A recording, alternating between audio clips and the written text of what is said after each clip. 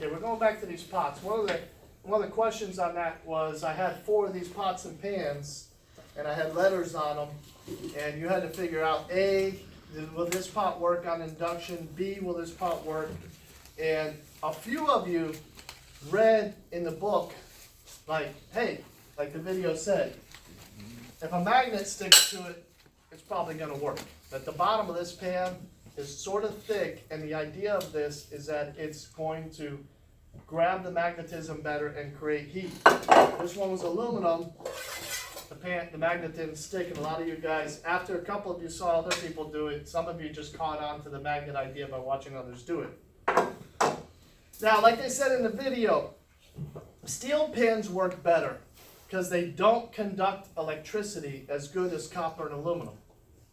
So what does that mean? Like, wouldn't you want something to conduct electricity because it would work better if it conducted electricity? No. So, what are they talking about there in the video? Go ahead. They wanted to cause friction in the structure of the metal, at a molecular level. Okay, and you're sort of exactly right. Like a light bulb. You ever seen inside of a light bulb the little part of the bulb that's glowing? Filament. The little wire? That is a piece of wire, but the material that's made of has resistance. The rest of the electrical circuit is copper switches and copper wire that has very little to no resistance to electrical flow. We don't want it to create resistance because when we create resistance, we create pressure, and that pressure creates heat. Okay, so when we have a metallic pan that sticks to a magnet, the metal inside will conduct electricity. The problem is it doesn't collect, it doesn't allow it to go through as fast, so it creates friction with the electrons in the metal. That friction, as it flows through the metal, creates heat.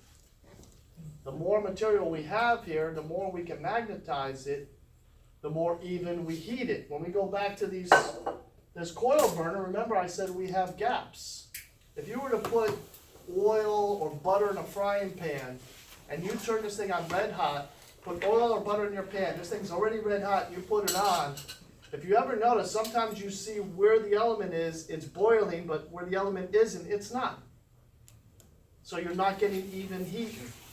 When you go to the magnetic field, you're inducing the magnetic field in the whole entire bottom of the pot.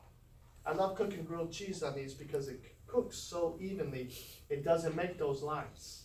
So the idea is we magnetize this and we turn the magnet off. So we're trying to run all the electrons in one direction and we turn it off. Now we were talking about frequency. To go. Whoops. I wanted to. It's not minimizing my screen. Where's my mouse?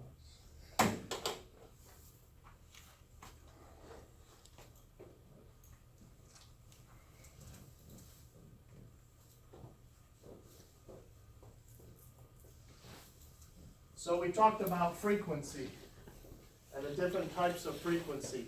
So every time I turn on the electricity, I'm causing electrons to line up. Now, in the induction cooktop, part of the thing that we do in the induction cooktop is we change the frequency of electricity that's coming out of the wall. And by changing the frequency, turn it on and off, on and off, on and off with a higher voltage real fast, we magnetize it, demagnetize it, magnetize it, demagnetize it. That is almost like a microwave, isn't it? Microwaves, yes. No, I was just gonna say, like, in terms of microwaves, what happens is that this is why if you put something in a microwave and turn it on, the moisture in the food itself is what vibrates and causes that heating, correct? Yes. So that's But why what's causing the moisture to vibrate? what's causing the frequency. Okay, but you are magnetizing the moisture in the food, and then you're demagnetizing it. So you're aligning the electrons in the food and taking it off, lining it, taking it off. So you're creating a friction with the moisture in the food. You're almost like boiling the food from within. That's why when you cook meat, it doesn't get nice and brown in a microwave, because you're not cooking with a dry heat. You're almost like boiling meat. That's why cooking chicken or something in a microwave is not ideal, because you get the moisture to cook it from within and you're creating like a boiling. Almost like taking chicken, throw it in this pot and boil it in water. It becomes rubbery. So when you cook with microwaves, it's a similar principle of inducing a magnetic field, but instead of inducing a magnetic field directly into the moisture of the food, we're inducing the magnetic field into this pan.